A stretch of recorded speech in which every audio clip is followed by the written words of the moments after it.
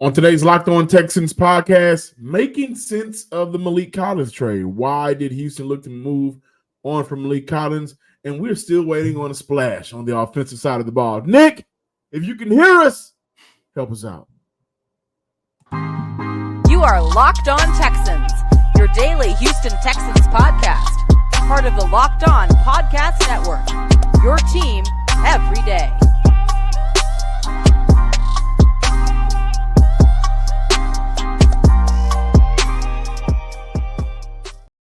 Welcome, Locked On Texans fans, listeners, and viewers to this Thursday episode of the Locked On Texans podcast, a part of the Locked On Podcast Network, your team every day. If this is your first time listening or watching the Locked On Texans podcast, thank you for stopping by.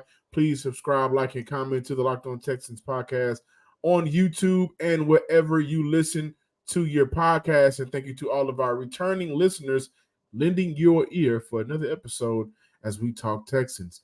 I'm your Texans football analyst, John, some sports guy Hickman. On the other side of the screen, hardest working young man in the business, Texas Credential Media member, Sports Illustrated's own Cody Davis. Should Hunter wear 99? Now, we know that's a sensitive subject, but that is a talking point, so we figured why not talk about it here on the show. Have a little fun. Have a little fun, right? We're still waiting on a offensive splash. We got Joe Mixon via trade, but there are still some offensive weapons out there that would fit what Houston wants. Nick, you got some money. Get it done. But we open up today's show trying to make sense of the Maliek Collins trade. Today's episode is brought to you by Game Time. Download the Game Time app, create an account, and use code Locked On for $20 off your first purchase. Maliek Collins, 5 sacks, 26 hurries, 12 QB hits, 45 pressures on this past season. I think he had a very good year for Houston in terms of being able to get after the quarterback. And his time here in Houston, I believe, was very successful. You look at dating back to 2021, 2.5 sacks, 3.5 sacks in this past year, 5 sacks. Was a very productive player for Houston, right? With trading Maliek Collins to the San Francisco 49ers, the Texans free up $3.4 million in cap space. Houston now has roughly $20 million in available cap space.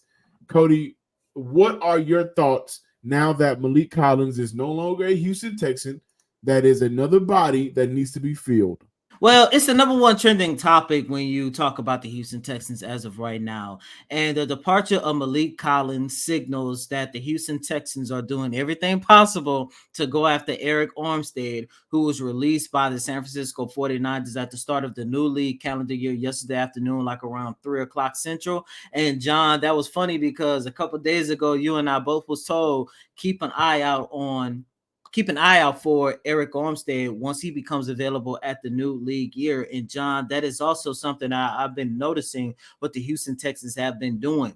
Yes, you have allowed several of your most impactful players of the previous year to walk out the door for 6'10" and Kirby, i.e. Jonathan Grenard, i.e. Blake Cashman. But at the same time, you was able to fill those void with other veteran players who could come in and be just as impactful, if not better, i.e. Hunter, i.e. El Shazier. And I think that's what the Houston Texans are definitely going to do when you take a look at their current pursuit of Arik Armstead. And if there is something that goes on between Arik Armstead and the Houston Texans and it falls short, John, I truly do believe with that number 23 overall pick, they're definitely going to address it with getting a defensive lineman that can come in and fill the void, fill that vacancy that Maliek Collins is going to fill. And for those of you guys who don't know, right before me and John came on this podcast, reports came out that another impactful player have departed the Houston Texans, Sheldon Rankins. He signed a 1-year deal to join Cincinnati. So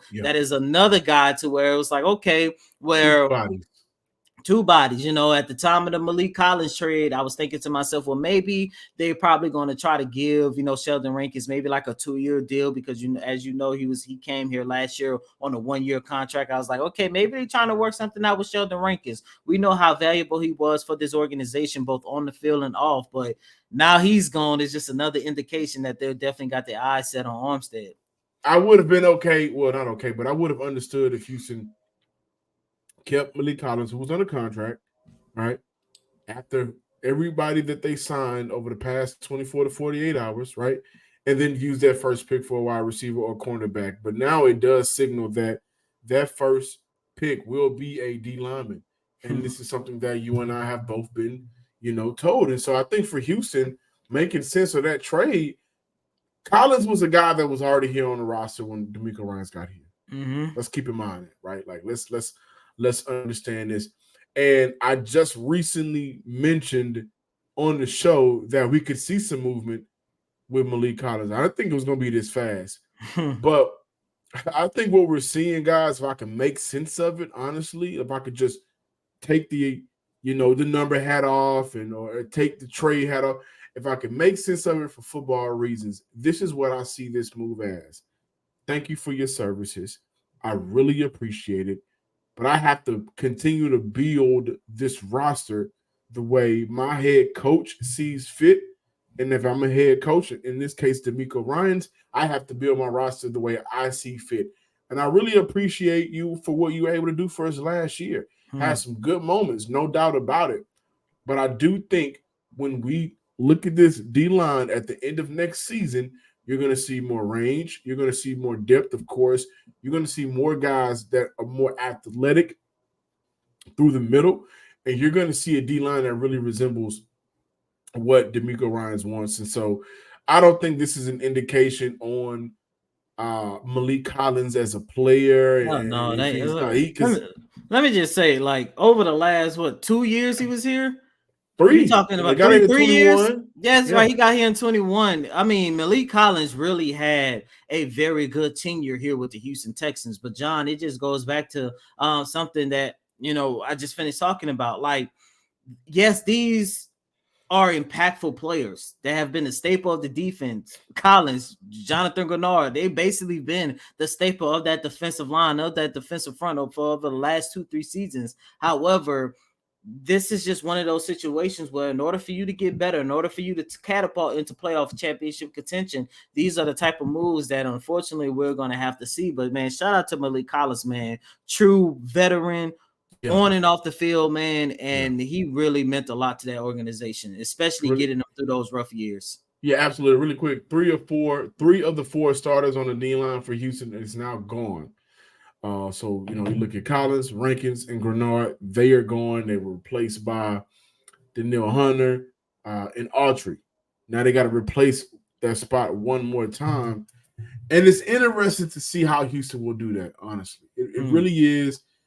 And you got to feel for Khalil Davis. I mean, he was a guy that really took in a lot from both Maliek Collins and Sheldon Rankins. He mentioned that all I have to do is kind of soak up the game of the 2 guys in front of me and learn what I need to do here at the NFL level to be successful. But now he's going to get some new guys in the building that has also been successful. But we got to talk about how this impacts free agency. They cleared up $3.4 million. That gives them extra wiggle room to get a deal done. Mm-hmm. And they've addressed the D-line position, right? Hunter and Autry. Houston has yet to address the safety position. And, I think I said it before, I think between day 3 and day 4, if you remember, I said they're going to probably reset. Maybe you'll see some day 3, but day 4, you'll look to see Houston get a little bit more busier. They got guys like, what do you do with Jimmy Ward, Robert Woods? You can really save a lot of money by letting Robert Woods go, and I think that should be the move, honestly.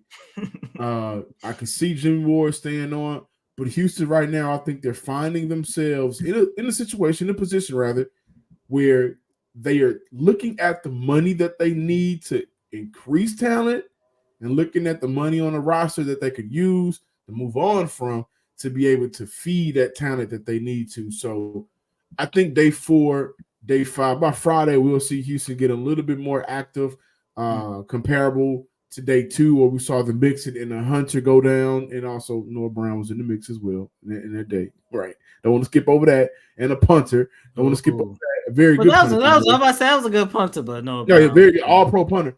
So at least we know we'll have him for a good 2 games. I mean, hey. Yeah. we'll see them get a little bit more active on day 4 and 5. But I think overall, I will wrap this up by saying, two things. Thank you for your services. We really appreciate it, but we got to continue to build this roster the way we see fit. And Houston is taking this money that they save because San Fran will be taking on their contract, that $3.4 million. In what way can they either A, look to spread that out, or B, hey, for one player, we're using this to increase the incentive to come to Houston. You shouldn't have to worry when you buy tickets to your next big event. With Game Time, you're getting the fast and easy way to buy tickets to all of the sports, music, comedy events near you. With killer last-minute deals, all-in prices, views from your seats, and their best price guarantee, Game Time takes the guesswork out of buying tickets. With Game Time, they have deals on tickets right up to the start of the event, and even an hour after it starts. It's the place to find last-minute seats. Find exclusive flash deals, sponsored deals on tickets for football, basketball, baseball, concert, comedy, theater events near you, and much more. And with the Game Time guarantee, that means you'll always get the best price. If you find tickets in the same section or row for less, Game Time will credit you 110% of the difference. Download the Game Time app, create an account, and use code LOCKED ON for $20 off your first purchase. Terms apply. Again, create an account, redeem code LOCKED ON, LOCKEDON, for $20 off your first purchase. Download Game Time today. Last minute tickets, lowest price guaranteed. Welcome back in, Locked On Texans listeners and viewers. We are 3 days into the free agency, and we have yet to really see Houston go get that separator that they talked about during the combine week, right? We've seen them bring in Joe Mixon via trade for a 7th rounder, and they get a 7th rounder back for Maliek Collins. Let me make sure I say that. We saw Houston re-sign Noah Brown. Right now the wide receiver room looks the same. Like there's no difference in that room. And by no means will they go into next season with the same wide receiver core. Let me just say that. There's still guys available on the market. But aside from Joe Mixon, we haven't seen that offensive splash that a lot of people were looking forward to. I'm wondering, we sitting here talking a lot about the number 23 overall pick, when they're going to dress it, corner, defensive line, safety, and all this other good stuff. I'm wondering if Coach DeMeco Ryans' plan all along was to build the defense through free agency and go out and get his separators and build that wide receiving core, go find a potential running back number 2, through the draft. And it kind of makes sense because, John, I'm just sitting here looking at it. And by the way, of course, majority of this conversation is gonna revolve around the wide receiving core. I mean, as of right now, entering day 4 free agency, the available wide receivers are Hollywood Brown, Allen Robinson, DJ Chark, Curtis Samuel. And then once the new league year came about, you had guys like Michael Thomas and Mike Williams become free agents as well. John, out of all of those guys that I just named, is there anybody on this wide receiver list that you would be like, you know what, I would like to take a chance on? Maybe Curtis Samuel? Yeah, I've been a Curtis Samuel guy from day one. Yeah, but outside of Curtis Samuel, I mean, there's not nobody that really makes me say, man, he will make a difference.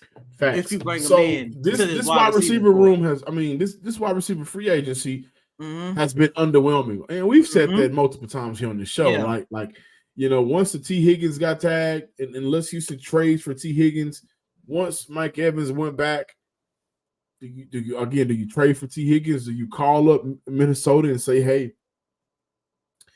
y'all receiver don't want to stay there now. Y'all done got rid of Kirk Cousins. What y'all want for him, right? Do you do that to address it, right? Because you're getting an all-pro wide receiver at a young age, and you're pairing him with a quarterback like CJ, who would be his best quarterback since he stepped into the league. No disrespect to Kirk Cousins. So, the options are out there. Do you look again to trade up from 23 to maybe 4, 3, or 5 in the NFL draft and get one of the best receivers in this year's draft, which would be Marvin Harrison Jr., who played with CJ? What do you do? But this is a very underwhelming wide receiver group for free agency.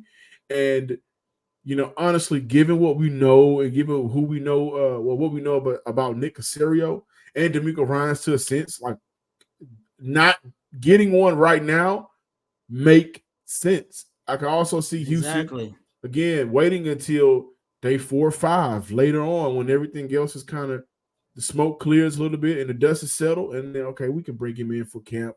He's a camp guy. Maybe he can beat out Noah Brown. Maybe he can beat out Hutchinson, some of the guys that are already on our roster that we're tied to. Maybe we can beat out some of those guys. Maybe after the draft, once you address the wide receiver position in the draft, do you look to bring in some of those guys that are still available? But yeah, I mean, I see day 4 or 5 where you may see Houston reach out in their wide receiver pool, but I wouldn't be shocked if they don't. They re-up on Dalton Schultz, offensive slash. Technically, he was a free agent, so they brought him back.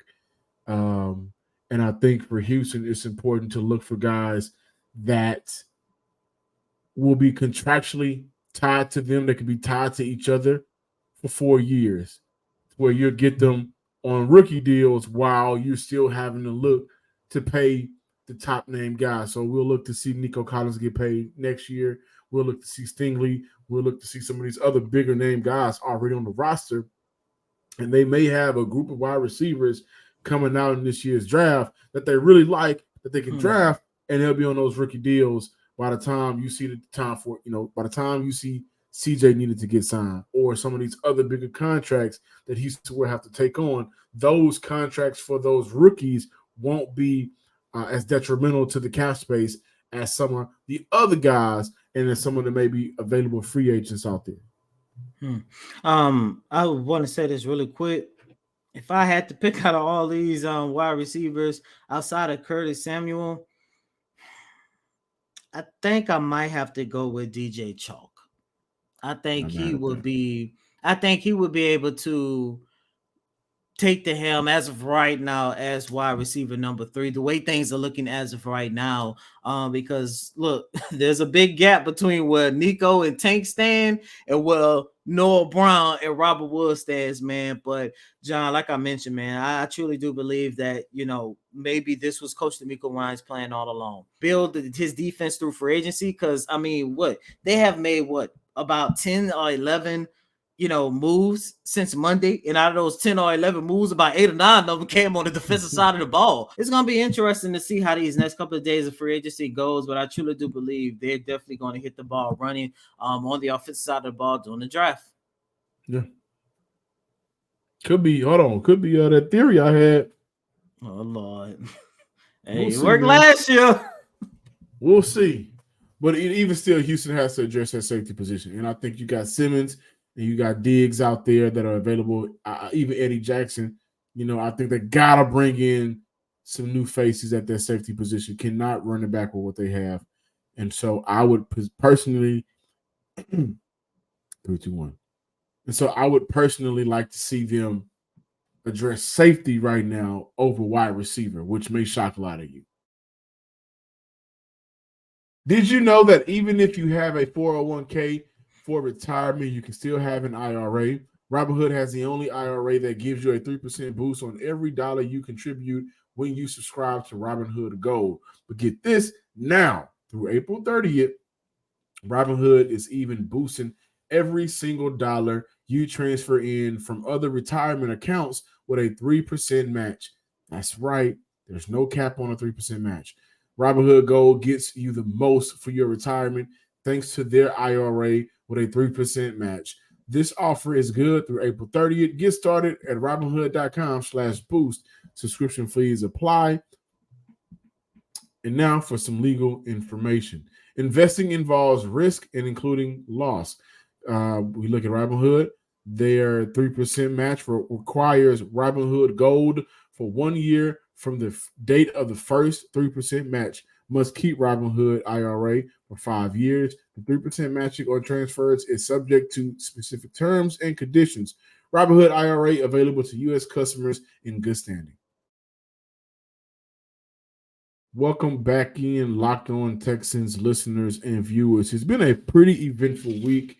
I think when you look around the league, you can look at the Houston Texans being one of the maybe better teams coming out of free agency through 3 days, which is a good thing, right? Hunter, Autry, Al Shair, Jeff Okuda. A lot of people are not necessarily big on him, but he's a boom or bust project for $4.5 million, and I think his potential athletically, he's athletically gifted. What he can do for a team in terms of his physicality as a cornerback, Houston has done a very good job of adding to this team, and they've done so by adding youth, a good mixture of youth and vets to this team. But the question right now is, we know who wore 99 in Houston, but should Danielle Hunter wear 99 now that he's a Houston Texan?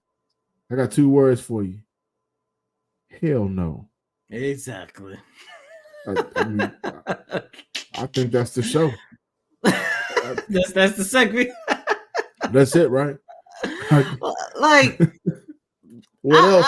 I get it. I understand it. Like, Hunter has had a phenomenal career, and 99 has always been his number. And not only that, he's from Katy, and he grew up watching, and he know how great the former 99 was. But 99 in Houston, matter of fact, 99 in Houston is like 34. 99 Texans is like 34 with the Rockets. Like, I don't care who you are. You can't touch that. You can't touch the number. No. It'd be different if it was just, a guy that was just really good with the franchise or whatever the case might be. But come on, man. Yeah, this is JJ Watt. Like, not only is he arguably the GOAT of this franchise, you can make the argument that he is what, if not the second best, the greatest defensive end of the last 10 years. I think the only other person that might have him is the other 99 that's in Los Angeles that started his career in what was the Rams before here? St. Louis, and that's Aaron Donald. That's the only other person that you might consider over JJ. Come on, man. No. I mean, listen. Go down to 98 available. 98 is available. Nobody has had 98, right? I think Sheldon Rankle was 98. And if Maliek Collins was 97, right? Or was he 96? Yeah, 97, 96, one of them. He can get some work in the 90s, right? But the thing about 99 in this city, it ain't just a number. It's the impact. It's the cultural impact. Exactly. I mean, that number will always be tied to JJ Watt, who will always be tied to what he did during the hurricane, right? Mm-hmm. And so culturally, that's 99. So again, I got 2 words. I'll stretch it out for you. Hell no. If you want to get old school, hell no. To the no. Hell to the no. It ain't happening, man. And nor should it even be a thought or an idea of anybody, right? That's JJ Watt's number. Plain and simple. He will be a first ballot, if not first, second ballot Hall of Famer. No, he's gonna be a first ballot. He should be a first ballot. We've seen that. Make others wait in the past. Exactly. But I don't see him going past year 2 in terms of being a Hall of Famer. But he is the guy for Houston. And there's 99 and 80 are 2 numbers, and one day it'll be 7. But those are 2 numbers that I think nobody should ever wear again for Houston. They was quick to give 4 out. They gave 4 out like 3-4 times. Yeah, I mean, I felt they shouldn't, only because it's not the person who wore 4. It was like the fact that number kind of tainted now. It's a little nasty. Welcome, thank you guys for listening to this episode of the Locked On Texans podcast. Be sure to subscribe, like, and comment to the Locked On Texans podcast on YouTube and wherever you listen to your podcast. Give me a follow on Twitter at John_Hickman12. And as always, I'm your host, Cody M. Davis. Please remember to follow me on Twitter at Cody Davis _24. Once again, that's Cody COTYDAVIS _24. Until next time, ladies and gentlemen, peace.